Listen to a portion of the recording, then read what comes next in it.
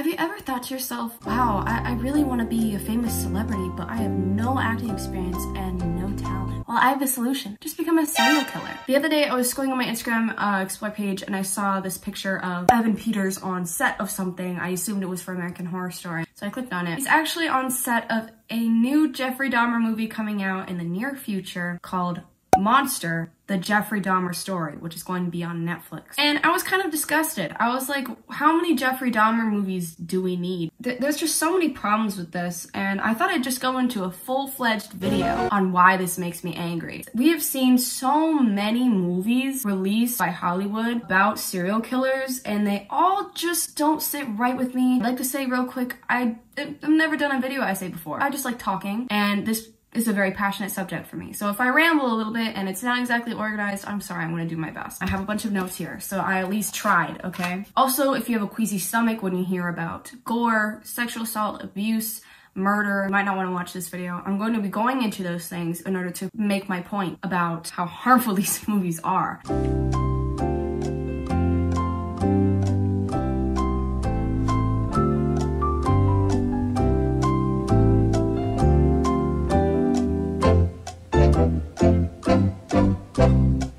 For today is Hollywood's constant obsession and romanticization of serial killers. When they make these movies, they have a tendency to romanticize the serial killer and fetishize the serial killer and make the audience sympathize with the serial killer, which is the worst part about it. So we're gonna get into it today. Starting with the Dahmer situation, since that is what kind of sparked my anger recently. All right, so we got a new Jeffrey Dahmer movie coming out. It's got Evan Peters, got some other really popular actors and actresses in it. And we've already had 2 Jeffrey Dahmer movies. One is enough. Actually, one is too many. We don't need movies about serial killers. When you make movies about serial killers, you're going to be putting them on a pedestal, creating a sympathetic character that an audience is going to sympathize with. You're going to romanticize them. There's a whole bunch of issues that play into this. As we've seen in the past, Hollywood has made so many movies about Ted Bundy, about Jeffrey Dahmer, and they tend to include scripts that are a little bit more lenient. Since they're not documentaries, they're movies, they can take a little bit more leniency writing the script and kind of form characters that the audience can relate to and connect to and sympathize with. And this is problematic because the audience will sympathize with the person they're seeing on the screen, the character that Zac Efron or Evan Peters or Ross Lynch is playing, instead of recognizing that these were real murderers who killed real people and they don't deserve any sympathy. And I stand by that. Death to all of them. And they do this pretty easily by the actors that they cast to play these roles. When they cast these actors that are attractive and well-liked, people are not going to understand the difference between the actor and the serial killer that they're portraying. It just really skews their image of the actual serial killer that the movie is about. My favorite example of this is Ross Lynch as Jeffrey Dahmer in the 2017 movie My Friend Dahmer. Now, My Friend Dahmer was actually a book first, and then they made it into a movie and they casted Ross Lynch. You know, I love Ross Lynch. He was in Teen Beach Movie, he was in Austin and Ally, he's got some good music. I think a lot of kids who grew up with Disney Channel like Ross Lynch, and there lies the problem. We love Ross Lynch. So when we go to see a movie that's about Jeffrey Dahmer and we see Ross Lynch on the screen playing the character, because we already have this preconceived idea of Ross Lynch in our minds, you know, the guy who's talented and can sing and that is attractive and that we all love, when we go and see that movie of him portraying Jeffrey Dahmer, we're going to create subconsciously this connection between our love for Ross Lynch and our newfound knowledge that we've conceived about Jeffrey Dahmer from this movie, and they're going to kind of intertwine. And then when we think about Jeffrey Dahmer, we're not going to feel as if he's an evil person so much because we saw him being played by Ross Lynch. If that makes any sense, because they hire these actors that are attractive and are talented, that the public loves, they're going to be a little bit romanticized, even subconsciously in the human mind, especially with people who have never learned about these serial killers yet. When they watch these movies and they don't know the full scope of how horrible these serial killers were, they're just going to create this romanticized image of them in their brain. You might be thinking to yourself, Tara, nobody's going to romanticize Jeffrey Dahmer, nobody's going to romanticize Ted Bundy, and they do. It's a whole separate thing.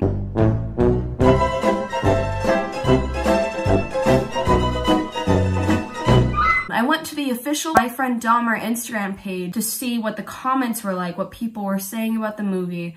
And I found some really interesting comments. This one really stands out to me. The official account posted an edit from of Ross Lynch as he was in this Jeffrey Dahmer movie. I'm just like anybody else.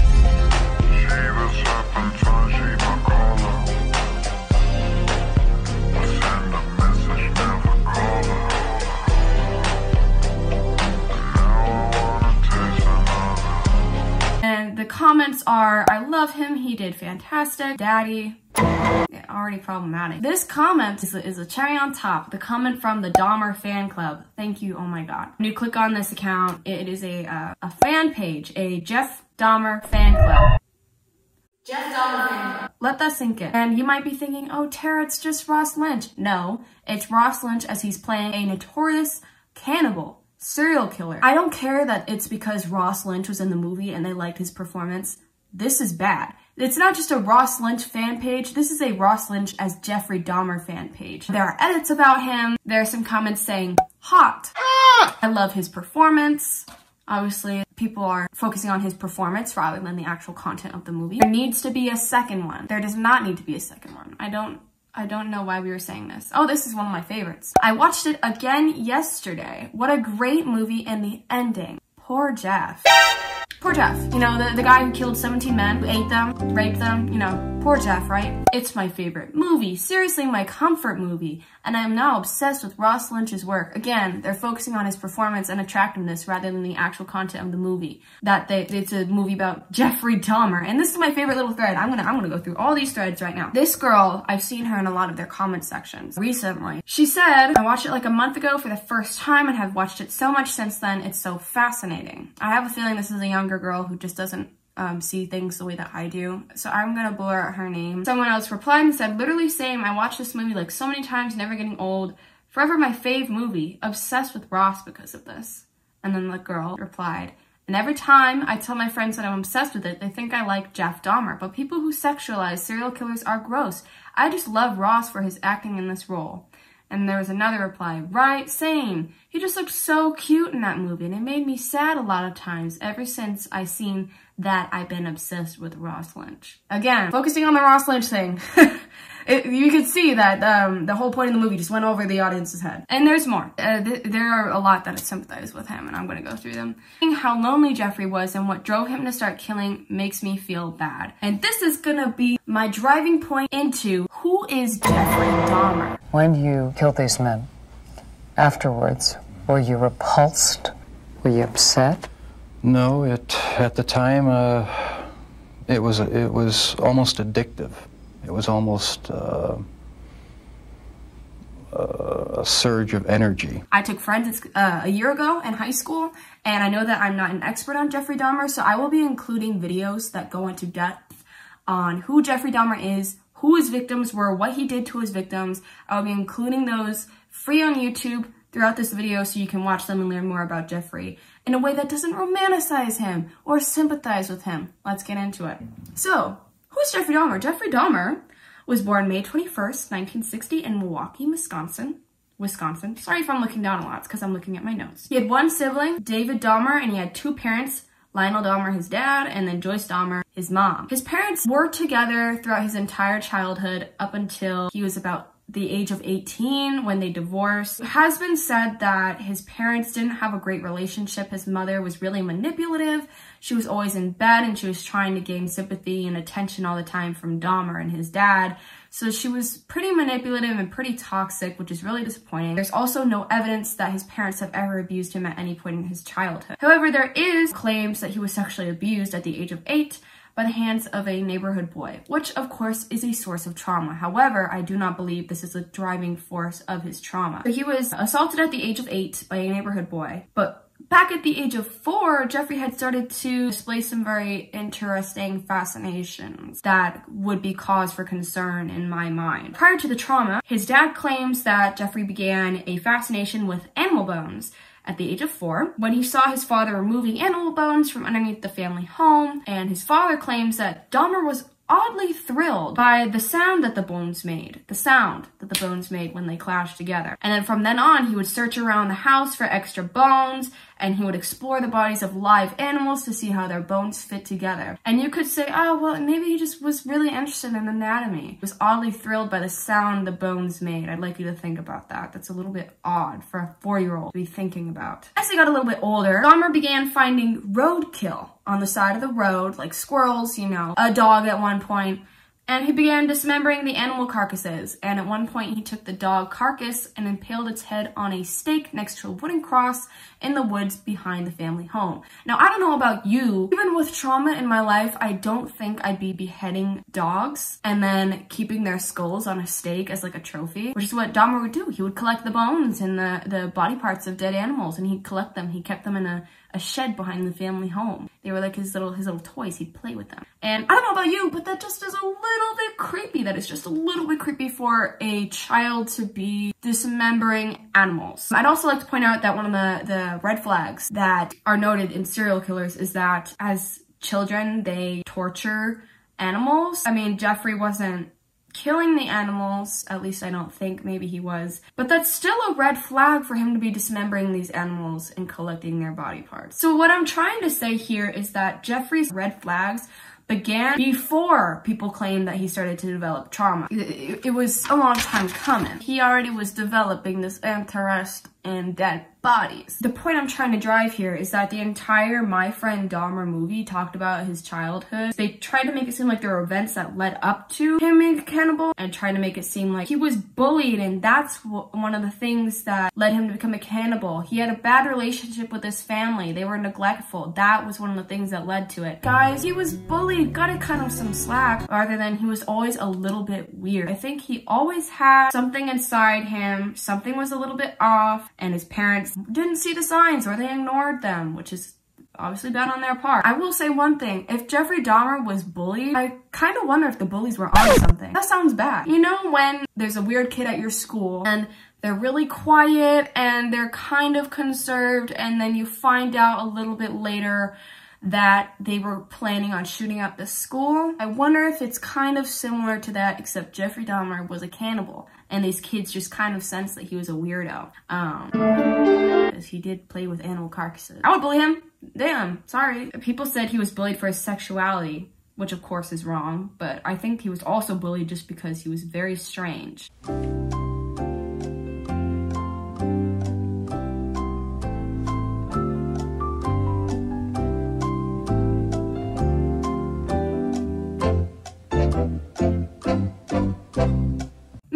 After discovering his homosexuality, Dahmer began to fantasize about dominating and controlling a completely submissive partner in his early teens. He had these obsessive desires and thoughts wanting to control them, to, I don't know how to put it, possess them permanently. And that's why you killed them. Right. These fantasies, he said, later intertwined with dissection. Wow, it's like it came full circle. Dissection at a young kid started to connect with his sexual fantasy. At the age of 16, Dahmer planned his first attack that he didn't actually carry through with. He had seen a jogger jogging around a few times that he thought was sexually attractive, and Dahmer had fantasies about, you know, taking advantage of his body when he was knocked out. So when the jogger was jogging by at one point at the age of 16, Jeffrey Dahmer hid in a bush with a baseball bat and planned to bash this guy's head, knock him out, and then rape him. And he, for whatever reason, decided not to carry through with it and didn't rape this man. His first murder occurred shortly after his graduation, though, in 1978. His victim was a man named Stephen Mark Hicks, who was a 19-year-old hitchhiker. Jeffrey Dahmer saw him on the side of the road and he thought he was sexually attractive. So he picked him up and he said, hey man, let's just go hang out at my place. I have the house to myself. Let's go have some drinks. And he noted that the guy was very clearly a straight man because he would talk about women in a sexual way. He was clearly straight. So all of Jeffrey's advances toward Hicks would just be kind of rebuffed. And he didn't like this. So when Hicks tried to leave, he knocked him out with a 10-pound dumbbell a few times. He hit him a few times. He strangled him to death. And then he stripped Hicks and masturbated over his dead body. I'm not going to go through all of his victims because there are 17 of them, but I am going to highlight his youngest victims. The youngest victims were both 14 years old. One of them was James Edward Doxator, and I might not be able to pronounce this right, but the other one was Konorak Synthesonphone. Probably am not pronouncing it correct. Now, Konorak is one of the most famous of Jeffrey Dahmer's victims because Konorak was a 14-year-old boy who was lured into Jeffrey Dahmer's home, and when he was knocked out, Dahmer drilled a hole in his frontal lobe and injected hydrochloric acid in order to make him a submissive partner. Remember how I said he wanted a really submissive partner that he could completely control? He tried to do that, literally, to this 14-year-old boy, Konorak. I'd like to mention that he actually did this method 4 times to 4 of his victims. Konorak woke up and he felt, you know, sick, and he's like, what's going on? And Dahmer was like, oh, you know, you're just a little wiped out. Go back to sleep.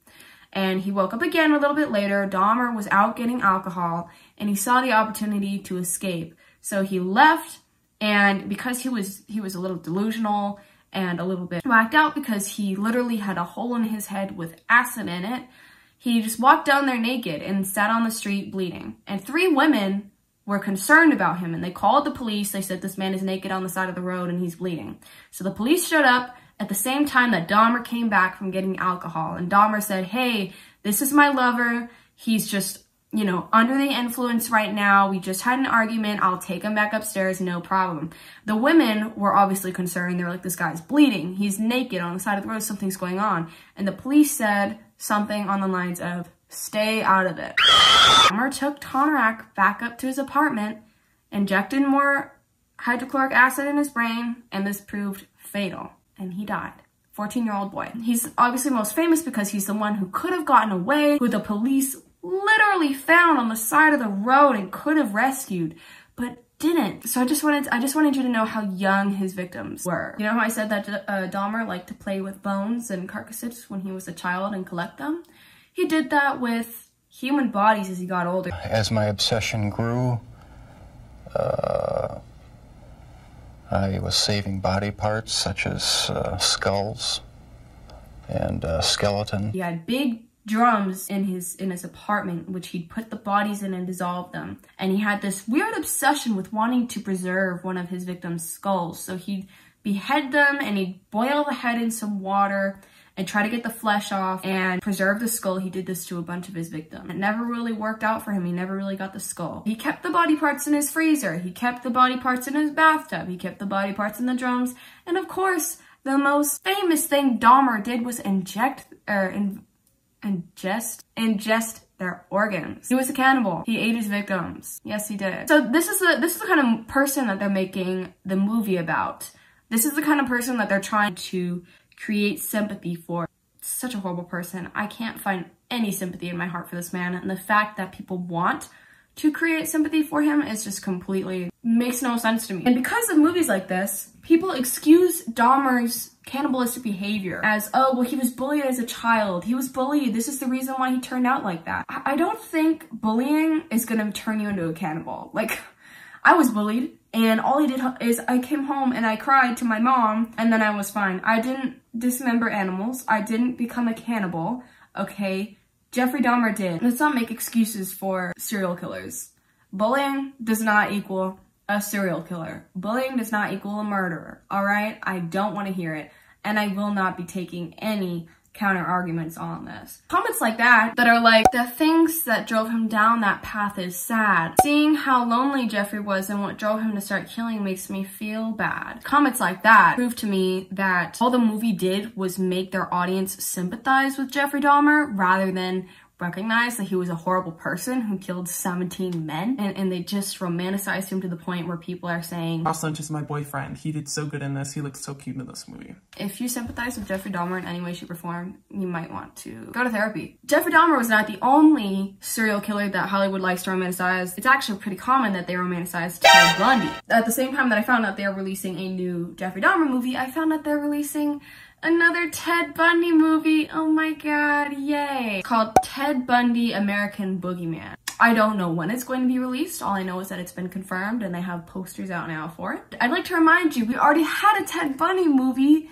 come out like 2 years ago. Remember, we had Netflix release the extremely wicked, shockingly evil, and viral movie in 2019 that starred Zac Efron and Lily Collins. You know, the romanticization and sympathizing from the audience due to a warped script, attractive actor. That happened with the Ted Bundy movie as well. So why are we making another Ted Bundy movie? So let's just summarize Ted Bundy a little bit so you get an understanding of who Ted Bundy is as well.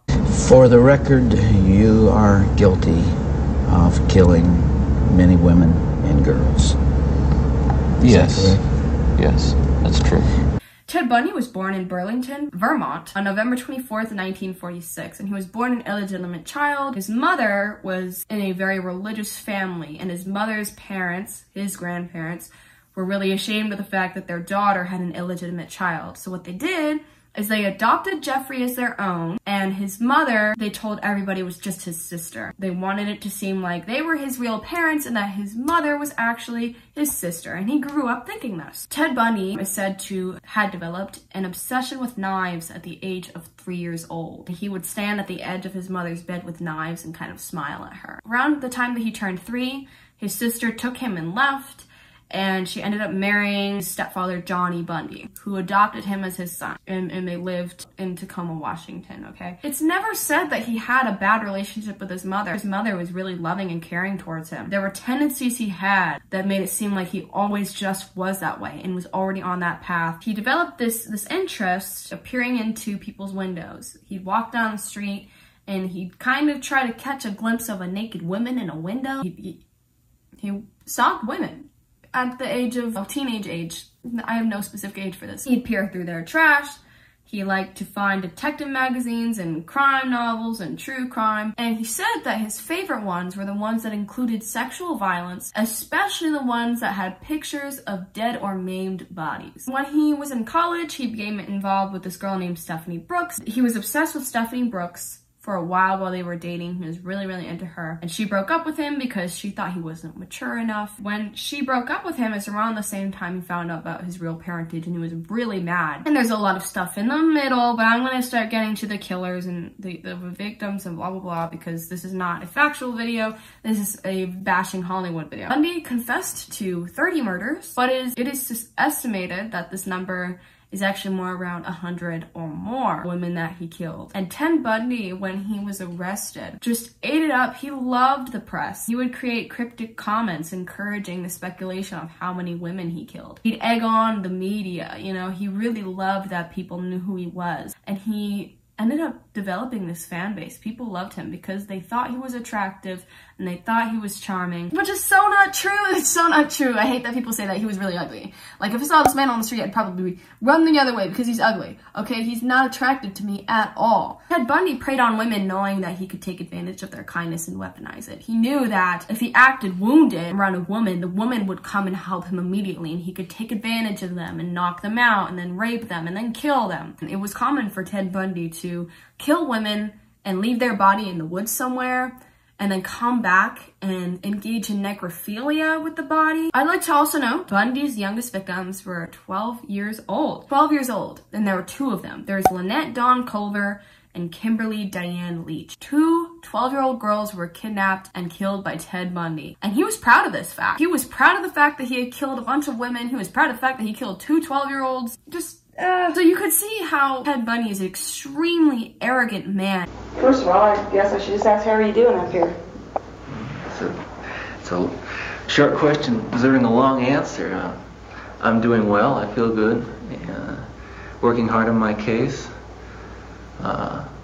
Need a lot more sun and a lot more fresh air, but other than that, I'm doing okay. He loved that the press was talking about him. He loved that he was famous. He loved creating speculation about him. So when, even after his death, Hollywood is making movies about him, they're giving him exactly what he wanted. If he was alive today and could see that he was getting all these movies made about him, he would be jumping up and down with joy. He'd be like, yes, that is what Ted Bundy wanted. They're literally just giving it to him, and they need to stop. His victims are the ones you should be making movies about. If you want to make an impactful movie showing how horrible Ted Bundy was, make a movie from the perspective of the victim. Make it about the victim who was killed by Ted Bundy. That would be much more impactful, because then the audience would get to see a young life who's still being developed, being murdered and raped and just obliterated by Ted Bundy. We don't need to be making movies about Ted Bundy, because that's exactly what he wanted. And by giving him what he wanted, you are disregarding the lives of the victims that he killed. Movies like this, especially with the casting like this, are exactly what the murderers wanted. Bundy, Richard Ramirez, the Zodiac Killer, they were all narcissistic, arrogant people who wanted fame and attention from the public eye. And by giving them these movies, even after they've passed, you're just giving them what they wanted for eternity, instead of remembering and respecting the lives of the victims. I don't care if you're fascinated by the fact that he killed 100 women. You are romanticizing him and glorifying him. The public eye is going to hear all these positive words like intelligent, charming, attractive, and they aren't going to understand. And like I said, he wasn't attractive. He was not attractive. Let's stop saying that he was attractive. I don't want to hear it anymore. Let's not say that he was smart. He was manipulative, sure. He was not smart. He would leave the bodies of the women he killed in the forest, like a few blocks from like a public street. So if anyone came into the woods, they would be able to find him, find that dead body, find him engaging in necrophilia and catch him. So he's not intelligent. He was pretty stupid. He was just very manipulative, and that also would play exactly into his ego. Now let's circle back to the fan bases thing. I know that a lot of people are like, oh, Tara, people have common sense. They're not gonna be fans of Ted Bundy. They're not gonna be fans of Richard Ramirez. I'd like to rebuke that. There is an entire populace that is attracted to Ted Bundy, Richard Ramirez, people like that. Richard Ramirez, you know, the Night Stalker. I didn't do enough research about him to actually talk about him as a person, but I'm sure we all know who he was. And I'd like to remind you that his youngest victim was a 9-year-old girl who he raped and murdered, all right? Richard Ramirez, he's got a fan base, all right? He's got a fan base. If you literally just search up Richard Ramirez fan fiction, shit comes up in the hundreds. Like, I'm talking fan fictions written about this guy. This one, Melancholy, Richard Ramirez, has 10.2 thousand reads. Over 10,000 people read a fan fiction about Richard Ramirez, a serial killer. And this other one, Red was our favorite color. I'm not going to actually click on these fan fictions because they make me ill, but I'm going to read this brief description for you. Murder, sex, drugs, love. What could be a better combination? The 80s, one of the best times to ever live in my opinion. The fashion, music, money, celebrities, and blah, blah, blah. It's a fan fiction about Richard Ramirez. Okay, that's all you really need to know. 64,000 reads. Over 64,000. Over 64,000 people have read that. And there's more. It keeps going. There's edits of Richard Ramirez. There's people saying they love him and they can't wait to meet him in heaven and they hope that he's watching down on them and is proud of them. And then of course there's ones about Ted Bundy. These ones aren't as popular, but they are there. They exist. There's this one called My Mother's New Boyfriend. And it says, nothing but a Ted Bundy fan fiction. LMFAO. It's got over 4,000 reads. Over 4,000 people decided to read this. Tamed by Ted Bundy. Because, you know, Ted Bundy, the serial killer, would want to tame a woman. This is over 2,000 reads. About 3,000. The All-American Boy Killing All-American Girls. I want to kill whoever wrote this. The people who wrote these need serious therapy. And then there's this one, Fatal Attraction Ted Bundy fanfic.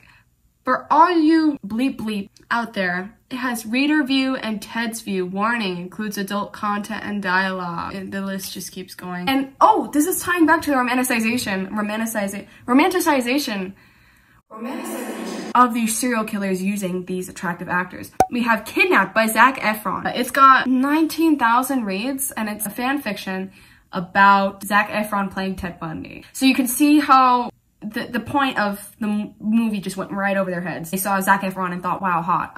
Therefore Ted Bundy is hot, right? Ted Bundy, ex-reader. If you don't know what that means, how do I explain this to someone who has not had their mind plagued with Wattpad? It's like they take a character and write a story about the character in which they fall in love with the person who is reading it. while you're reading it, it's like you are reading a book in which the character that you like is falling in love with you. They do this with anime characters, they do this with movie characters, but they've also done it with Ted Bundy. You can see how these movies are just only feeding into these people's delusions and only worsening the public's idea of these serial killers. Circling back to the Evan Peters thing. I have a feeling we are going to be seeing edits of Evan Peters after this movie comes out. I screenshotted a comment that I thought was very interesting. And it was on the behind the scene photos of Evan Peters on set of this Jeffrey Dahmer movie. They said, I don't know why, but Evan with his role as a serial killer is just attractive. Laughing face emoji. I don't even think I need to explain why this is wrong. I don't even think I need to explain because I've explained so many times. I love this girl right here. Miss Emily said, great, another excuse to romanticize serial killers, especially one that looks like Evan Peters. Thanks, Emily. You said it perfectly. And then this other person said, a white man who killed and ate them being romanticized by Hollywood. And we wonder why we have rapists and pedophiles in positions of power. The workings of the white mind. Couldn't have said it better. Could not have said it better. Applause to them. I'm sorry, that wasn't perfect. And I have a friend, Savion, who I also want to thank real quick. She said this, which I agree with. Savion said, understandable because it's honestly disgusting and disrespectful to the victims and their families. Why don't they have movies? Why don't you learn about the victims and talk about them and their stories and their lives? Let them live on, not the fucking monsters that killed them. Thank you. I'm having a hard time forming my thoughts because it's quite exhausting having to explain how I feel about this.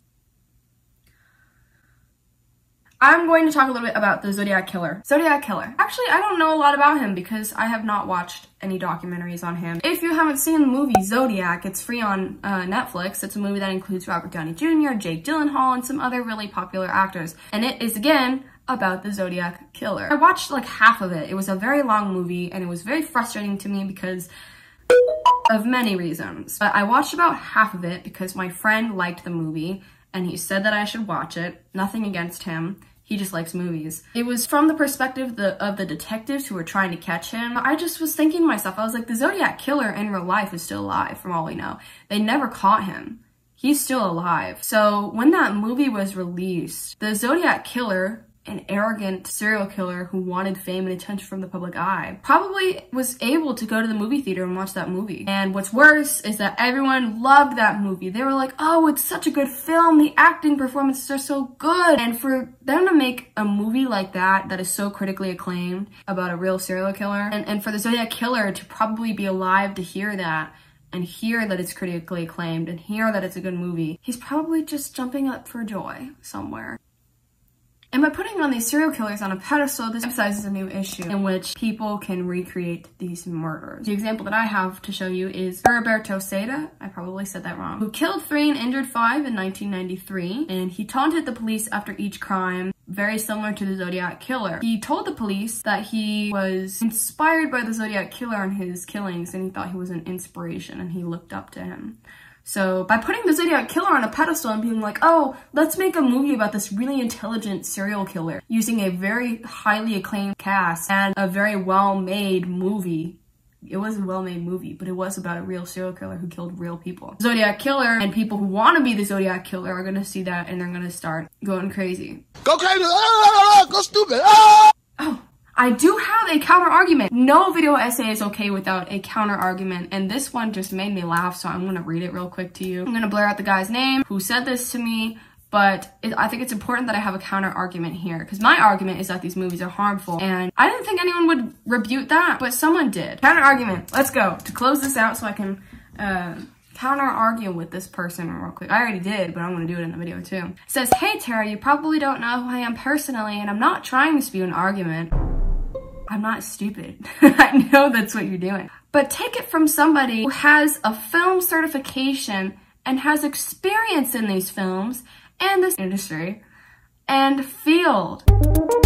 You see how belittling that was? Did you hear? Take it from somebody who has a film certification, experience in these films, and the industry and the field.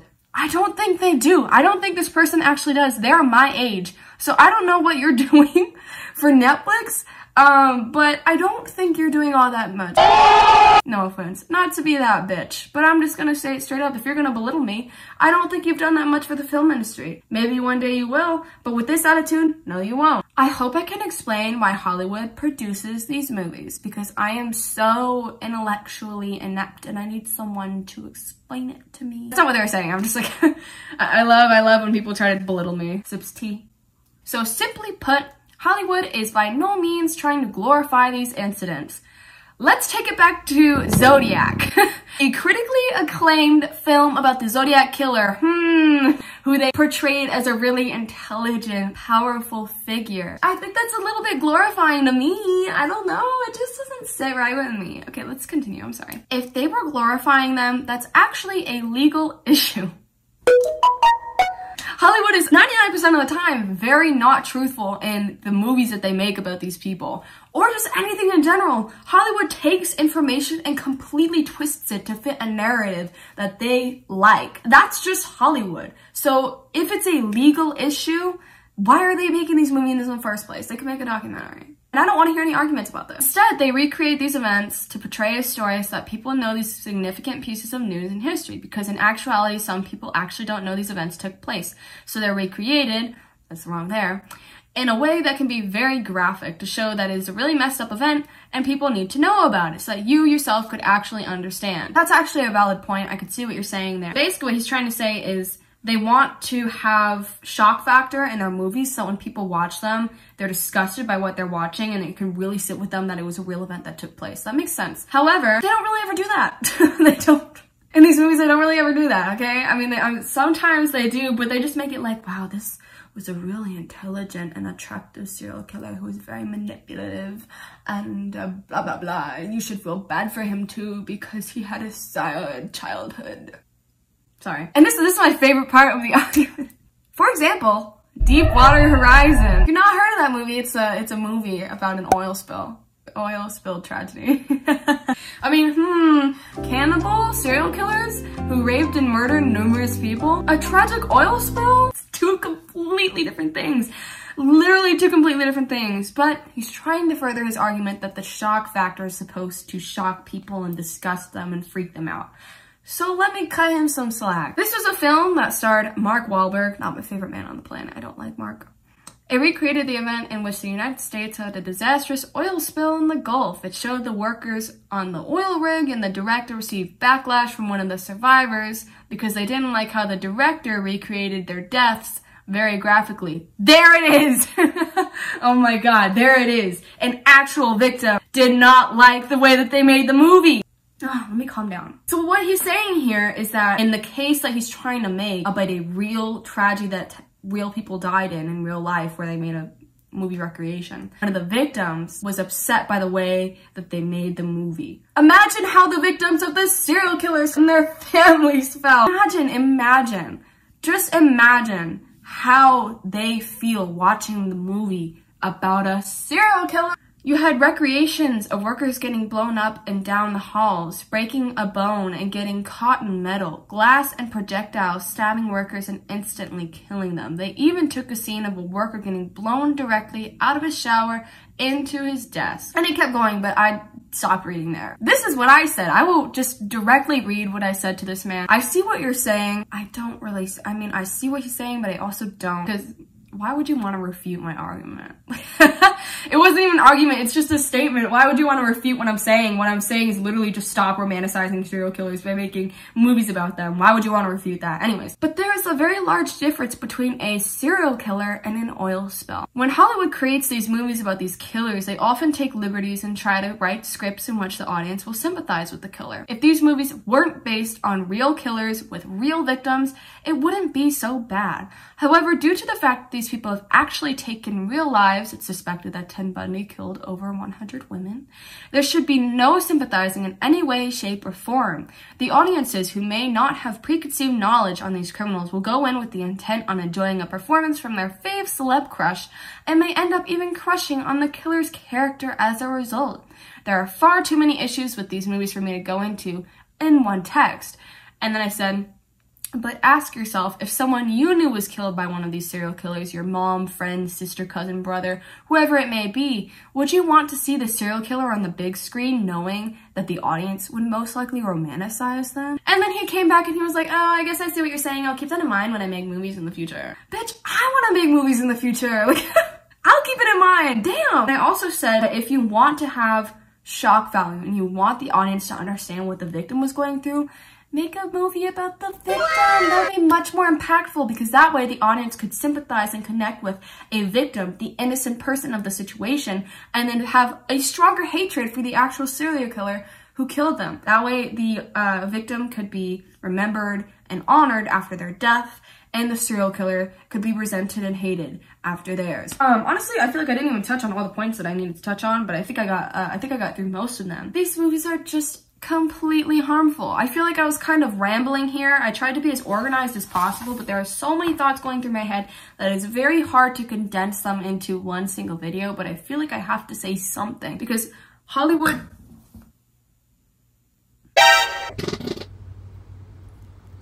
Did you guys hear that? I'm scared.